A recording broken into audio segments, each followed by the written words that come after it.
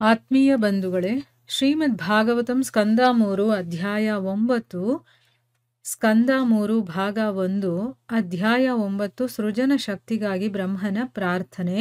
ಇದರಿಂದ 12ನೇ ಶ್ಲೋಕವನ್ನ ತಿಳ್ಕೊಳ್ತಾ ಇದ್ವಿ. ಓದ ಭಾಗದಲ್ಲಿ ನಾವೇನು ತಿಳ್ಕೊಂಡ್ವಿ?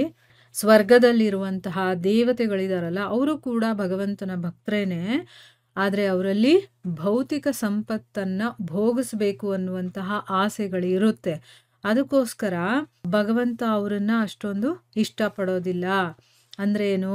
ಭಗವಂತನ ಪರಿಶುದ್ಧ ಭಕ್ತರು ಇರ್ತಾರಲ್ಲ, ಅವರು ಹಾಗೆ ಇವರನ್ನ ಇಷ್ಟಪಡೋದಿಲ್ಲ. ಯಾಕೆ ಅಂತಂದ್ರೆ, ಎಷ್ಟೇ ದೊಡ್ಡ ಪೊಸಿಷನ್ ಅಲ್ಲಿದ್ರು, ಎಷ್ಟೇ ಅವರು ಭಗವಂತನನ್ನ ಪ್ರೀತಿಸಿದ್ರು ಕೂಡ ಎಲ್ಲಿವರೆಗೂ ಭೌತಿಕ ವಿಷಯಗಳಲ್ಲಿ ಆಸಕ್ತಿ ಇರುತ್ತೋ ಅವರು ಒಂದಲ್ಲ ಒಂದು ಸರಿ ಕೆಳಗಡೆ ಬೀಳುವಂತ ಒಂದು ಸಂದರ್ಭ ಬರಬಹುದು. ಅಂದ್ರೆ ಅಧೋಗತಿಗೆ ಬೀಳಬಹುದು ಅವರು ಅನ್ನೋ ಕಾರಣದಿಂದ ಭಗವಂತ ಅತೃಪ್ತನಾಗಿರ್ತಾನೆ ಅವ್ರ ಬಗ್ಗೆನು. ಅಂದ್ರೆ ಈ ಲೋಕದಲ್ಲೇ ಆಗಿರ್ಲಿ, ಸ್ವರ್ಗಲೋಕಗಳಲ್ಲೇ ಆಗಿರ್ಲಿ, ಯಾರು ಭಗವಂತನ ಭಕ್ತರಾಗಿದ್ರು ಕೂಡ ಐಹಿಕ ವಸ್ತು ವ್ಯಕ್ತಿಗಳ ಬಗ್ಗೆ ವ್ಯಾಮೋಹ ಇರುತ್ತೋ ಅವರು ಒಂದಲ್ಲ ಒಂದು ದಿವಸ ಅಧೋಗತಿಗೆ ಬೀಳ್ತಾರೆ ಅನ್ನೋ ಕಾರಣದಿಂದ ಅವನು ಅವರಿಂದ ಅತೃಪ್ತನಾಗಿರ್ತಾನೆ. ಆದ್ರೆ ಶುದ್ಧ ಭಕ್ತರು ಹಾಗಲ್ಲ, ಅವರು ಎಲ್ಲವನ್ನ ಬಿಟ್ಬಿಟ್ಟಿರ್ತಾರೆ. ಅವ್ರಿಗೆ ಯಾವುದ್ರಲ್ಲೂ ಆಸಕ್ತಿ ಇರೋದಿಲ್ಲ, ಬರೀ ಭಗವಂತನಲ್ಲಿ ಮಾತ್ರ ಆಸಕ್ತರಾಗಿರ್ತಾರೆ. ಅದಕ್ಕೆ ಶುದ್ಧ ಭಕ್ತರು ಅಂತಂದ್ರೆ ಭಗವಂತನ ತುಂಬಾ ಇಷ್ಟ ಅನ್ನೋದನ್ನ ತಿಳ್ಕೊಂಡ್ವಿ. ಈಗ ಮುಂದುವರೆದು ಇಲ್ಲೇನು ಹೇಳ್ತಾ ಇದ್ದಾರೆ ಅಂತಂದ್ರೆ, ಪರಿಶುದ್ಧ ಭಕ್ತರು ಯಾವುದೇ ಭೌತಿಕ ಸುಖ ಭೋಗವನ್ನು ಬಯಸುವುದಿಲ್ಲ ಅಥವಾ ಅದಕ್ಕೆ ಅವರು ವಿಮುಖರು ಅಲ್ಲ. ಅವರು ತಮ್ಮ ಬಯಕೆಗಳನ್ನು ಭಗವಂತನ ಬಯಕೆಗಳೊಂದಿಗೆ ಸಂಪೂರ್ಣವಾಗಿ ಜೋಡಿಸಿಕೊಳ್ಳುತ್ತಾರೆ. ಕೇವಲ ತಮಗಾಗಿ ಯಾವುದನ್ನೂ ನೆರವೇರಿಸುವುದಿಲ್ಲ. ನೋಡಿ, ಪರಿಶುದ್ಧ ಭಕ್ತರು ಯಾವ ರೀತಿ ಕೆಲಸ ಮಾಡ್ತಾರೆ ಅಥವಾ ಯಾವ ರೀತಿ ಅವ್ರು ಇರ್ತಾರೆ ಅನ್ನೋದ್ರ ಬಗ್ಗೆ ಇಲ್ಲಿ ಗುರುಗಳು ಹೇಳ್ತಾ ಇದ್ದಾರೆ. ಪರಿಶುದ್ಧ ಭಕ್ತರಾಗಿರ್ತಾರಲ್ಲ, ಅವರು ಯಾವುದೇ ಸುಖ ಭೋಗಗಳಿರುತ್ತಲ್ಲ, ಅಂದ್ರೆ ನಮಗೆ ಮನೆ ಬೇಕು, ಮಠ ಬೇಕು, ಮಕ್ಕಳು ಬೇಕು, ಮಕ್ಕಳಿಗೆ ಮದುವೆ ಆಗಬೇಕು, ಕೆಲಸ ಬೇಕು, ಈ ರೀತಿ ಯಾವುದೇ ರೀತಿಯ ಸುಖ ಭೋಗಗಳೇ ಆಗಿರಬಹುದು, ಅದನ್ನು ಯಾವತ್ತೂ ಇಷ್ಟಪಡೋದಿಲ್ಲ ಅಥವಾ ಅದಕ್ಕೆ ಅವರು ವಿಮುಖರೂ ಅಲ್ಲ. ಅಂದ್ರೆ ಭಗವಂತ ತಂತಾನಾಗಿ ಕೊಟ್ಟಿದ್ರೆ ತನ್ನ ಜೀವನದಲ್ಲಿ ಅದಿದ್ರೆ ಅದನ್ನ ಬೇಡ ಅಂತಾನು ಹೇಳಲ್ಲ, ಬೇಕು ಅನ್ನುವಂಥ ಆಸೆನೂ ಇಲ್ಲ, ಇರೋದನ್ನ ಬೇಡ ಅಂತಾನು ಹೇಳೋದಿಲ್ಲ. ಇದನ್ನ ಏನಂತಾರೆ ಇಲ್ಲಿ? ನ್ಯೂಟ್ರಲ್ ಅಂತ ಹೇಳ್ತಾರೆ. ಅಂದ್ರೆ ಸಮಭಾವದಲ್ಲಿ ನೋಡುವಂಥದ್ದು. ಇದ್ರೂ ಓಕೆ, ಇಲ್ಲ ಅಂದ್ರೂ ಓಕೆ ಅನ್ನೋ ರೀತಿ ಅವ್ರೇನ್ ಮಾಡ್ತಾರೆ, ತಮಗೇನಾದ್ರೂ ಬಯಕೆಗಳಿದ್ರೆ ಅದನ್ನ ಭಗವಂತನ ಬಯಕೆಗಳ ಜೊತೆಗೆ, ಅಂದ್ರೇನು? ಭಗವಂತ ಈಗ ಭಗವದ್ಗೀತೆನಲ್ಲಿ ಬೇರೆ ಬೇರೆ ಧರ್ಮಗ್ರಂಥಗಳಲ್ಲಿ ಏನ್ ಹೇಳಿದಾನೋ ಅದಕ್ಕೆ ಇವರು ತಮ್ಮ ಬಯಕೆಗಳನ್ನ ಸೇರಿಸ್ತಾರೆ. ಈಗ ಏನಾದ್ರೂ ತಿನ್ಬೇಕು ಅನ್ಸುತ್ತಾ? ಭಗವಂತ ಏನ್ ಹೇಳಿದಾನೆ, ಏನೇನೆಲ್ಲ ನನಗೆ ನೈವೇದ್ಯ ಮಾಡಬಹುದು ಅಂತ ಹೇಳಿದನೋ ಅದನ್ನ ಭಗವಂತನಿಗೋಸ್ಕರ ಅದನ್ನ ಸಮರ್ಪಣೆ ಮಾಡಿ ಆಮೇಲೆ ಅವರು ಅದನ್ನ ತಿಂತಾರೆ. ಈಗ ಕೇಳೋದಕ್ಕೆ ಏನೇನ್ ಇಷ್ಟನೋ ಭಗವಂತನ ವಿಚಾರದಲ್ಲಿ ಕೇಳೋದನ್ನ ಇಷ್ಟಪಡ್ತಾರೆ. ಈ ರೀತಿ ತಮ್ಮ ಬಯಕೆಗಳನ್ನ ಭಗವಂತನ ಬಯಕೆಗಳ ಜೊತೆ ಅವರು ಜೋಡಿಸ್ಕೊಳ್ತಾರೆ.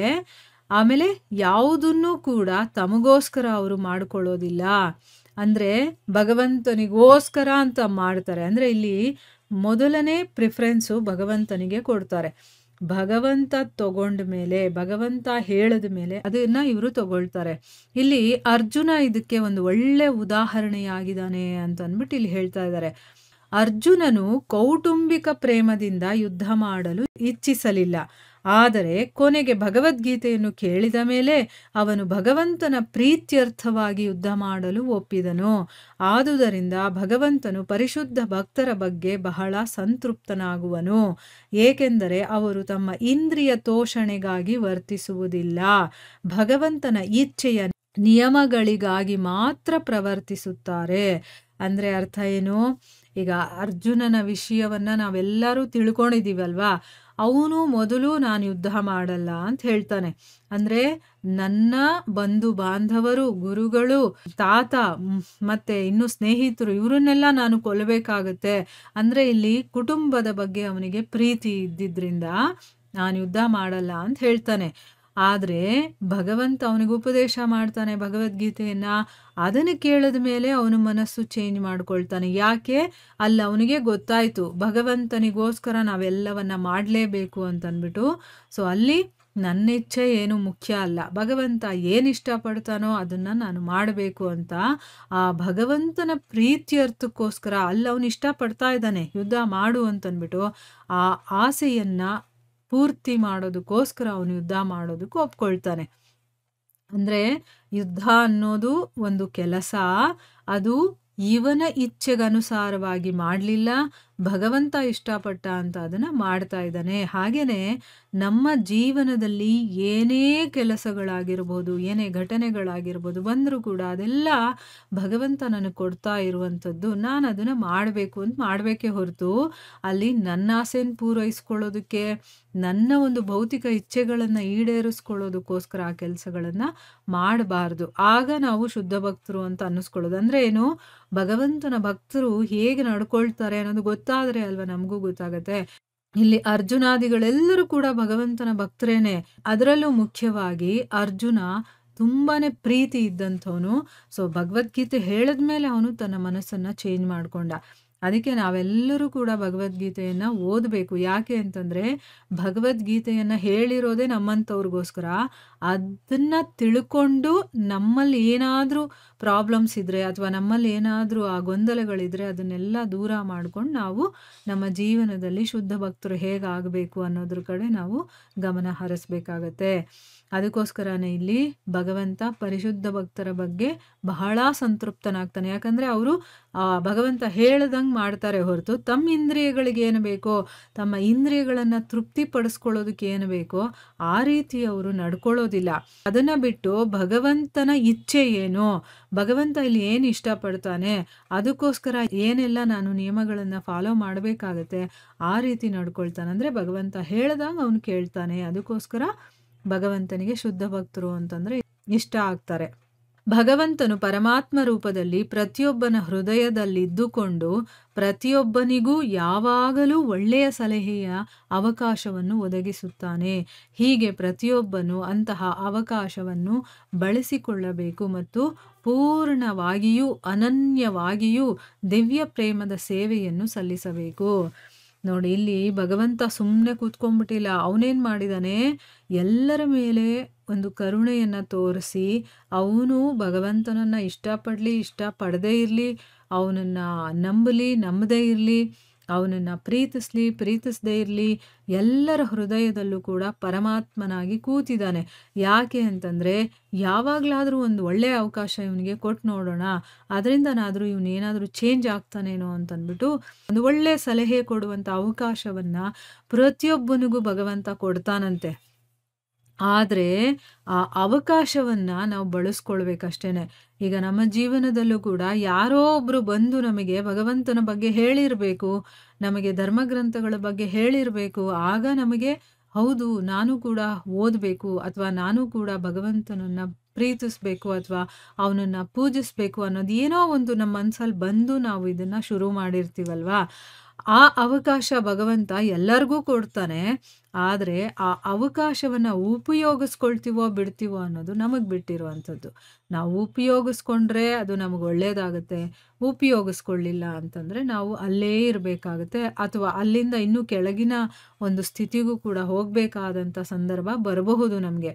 ಅದಕ್ಕೋಸ್ಕರನೇ ಅಂಥ ಒಳ್ಳೆಯ ಸಲಹೆಯ ಅವಕಾಶ ಏನಾದರೂ ನಮಗೆ ಬಂದಾಗ ಅದನ್ನು ಬಳಸ್ಕೊಳ್ಬೇಕು. ಮತ್ತು ಪೂರ್ಣವಾಗಿ ಅನನ್ಯವಾಗಿ ಅಂದ್ರೇನು, ನಾವು ಸ್ವಲ್ಪ ಕೊಡೋದಲ್ಲ ಭಗವಂತನಿಗೆ, ಕಂಪ್ಲೀಟಾಗಿ ನಮ್ಮನ್ನೇ ನಾವು ಅವನಿಗೆ ಸರೆಂಡರ್ ಮಾಡ್ಕೋಬೇಕು. ಯಾವಾಗಲೂ ಅವನ ವಿಚಾರವಾಗಿ ನಾವು ಯೋಚನೆ ಮಾಡಬೇಕು, ಅವನಿಗೋಸ್ಕರ ಅಂತಲೇ ನಾವು ಬದುಕಬೇಕು. ಆ ರೀತಿ ನಾವು ಅವನನ್ನು ಪ್ರೀತಿಸಬೇಕು. ಆ ರೀತಿಯ ಒಂದು ಪ್ರೀತಿಯ ಭಾವನೆಯಿಂದ ನಾವು ನಮ್ಮ ಸೇವೆಯನ್ನು ಭಗವಂತನಿಗೆ ಮಾಡಬೇಕು. ಆ ರೀತಿ ಮಾಡಿದಾಗ ಮಾತ್ರನೇ ನಾವು ಪರಿಶುದ್ಧರಾಗೋದಕ್ಕಾಗೋದು. ಭಕ್ತರಲ್ಲದವರಾದರೋ ದೇವತೆಗಳಂತೆಯೂ ಇರುವುದಿಲ್ಲ, ಶುದ್ಧ ಭಕ್ತರ ಹಾಗೆಯೂ ಇರುವುದಿಲ್ಲ. ಅವರು ಭಗವಂತನಿಗೆ ವಿರುದ್ಧವಾಗಿ ಇದಿರೆದ್ದಿರುತ್ತಾರೆ. ಅಂತಹವರು ತಮ್ಮ ಕರ್ಮಗಳ ಪ್ರತಿಫಲಗಳನ್ನು ನಿರಂತರವಾಗಿ ಅನುಭವಿಸಲೇಬೇಕು. ಈಗ ಭಕ್ತರು ಅಲ್ಲದೆ ಇರುವಂಥವ್ರು ಹೇಗಿರ್ತಾರೆ ಅಂದರೆ, ಅವರು ದೇವತೆಗಳ ಹಾಗೂ ಇರೋದಿಲ್ಲ, ಶುದ್ಧ ಭಕ್ತರ ಹಾಗೂ ಇರೋದಿಲ್ಲ. ಅಂದರೆ ಏನು, ದೇವತೆಗಳೇನು, ಅವರು ಭಗವಂತನನ್ನೂ ಪ್ರೀತಿಸ್ತಾರೆ, ತಮಗೂ ಆಸೆಗಳಿರುತ್ತೆ, ಅದನ್ನು ಕೂಡ ಈಡೇರಿಸ್ಕೊಳ್ತಾರೆ. ಆದರೆ ಶುದ್ಧ ಭಕ್ತರು ಹೇಗಿರ್ತಾರೆ, ಅವರಿಗೆ ಬಯಕೆಗಳೂ ಇರೋದಿಲ್ಲ. ಬರೀ ಅವರು ಭಗವಂತ ಏನು ಇಷ್ಟಪಡ್ತಾನೋ ಆ ರೀತಿ ಅವರು ನಡ್ಕೊಳ್ತಾ ಇರ್ತಾರೆ. ಇವರು ಎರಡರ ರೀತಿನೂ ಇರೋದಿಲ್ಲ, ಬದಲಾಗಿ ಭಗವಂತನಿಗೆ ವಿರುದ್ಧವಾಗಿರ್ತಾರೆ. ಭಗವಂತನೇ ಇಲ್ಲ, ನಾನೇ ಭಗವಂತ, ಆ ರೀತಿ ಎಲ್ಲ ಅವರು ಹೇಳ್ಕೊಳ್ತಾರೆ ಅಥವಾ ಆ ರೀತಿ ಅವರು ಇರ್ತಾರೆ. ಅಂದರೆ ಏನು, ಭಗವಂತನಿಗೆ ಕಂಪ್ಲೀಟಾಗಿ ವಿರೋಧವಾಗಿರ್ತಾರೆ. ಅಂಥವ್ರು ಏನು ಮಾಡ್ತಾರೆ, ತಮ್ಮ ಕರ್ಮಗಳ ಪ್ರತಿಫಲವನ್ನು, ತಾವು ಮಾಡಿದಂತಹ ಕೆಲಸಗಳಿರುತ್ತಲ್ಲ ಅದಕ್ಕೊಂದು ಪ್ರತಿಫಲ ಅನ್ನೋದು ಇದ್ದೇ ಇರುತ್ತೆ. ಅದನ್ನು ಅನುಭವಿಸೋದಕ್ಕೆ ಅವರು ನಿರಂತರವಾಗಿ ಈ ಒಂದು ಜನನ ಮರಣ ಚಕ್ರದಲ್ಲಿ ಅವರು ಬರ್ತಾನೆ ಇರ್ತಾರೆ, ಹೋಗ್ತಾನೆ ಇರ್ತಾರೆ. ಈಗ ಭಗವಂತನಿಗೆ ವಿರೋಧವಾಗಿ ನಡ್ಕೊಳ್ಳೋದು ಅಂತಂದರೆ ಸುಮ್ಮನೆ ಆದಂಥ ವಿಚಾರ ಅಲ್ಲ. ಈಗ ನಾವು ಭಗವಂತನ ಭಕ್ತರಾಗಿರ್ಬೋದು, ಭಗವಂತನನ್ನಾಗಿರ್ಬೋದು, ಏನಾದರೂ ಅವನ ಬಗ್ಗೆ ಕೆಟ್ಟದಾಗಿ ನಮ್ಮ ಮನಸ್ಸಲ್ಲಿ ಭಾವನೆ ಬಂತು ಅಂತಂದರೆ ನಮಗೆ ಮತ್ತೆ ಈ ಲೋಕದಲ್ಲೇ ಬರಬೇಕು ಮತ್ತು ಎಂತೆಂಥ ಕಷ್ಟಗಳನ್ನು ಅನುಭವಿಸ್ಬೇಕಾಗಿರತ್ತೆ.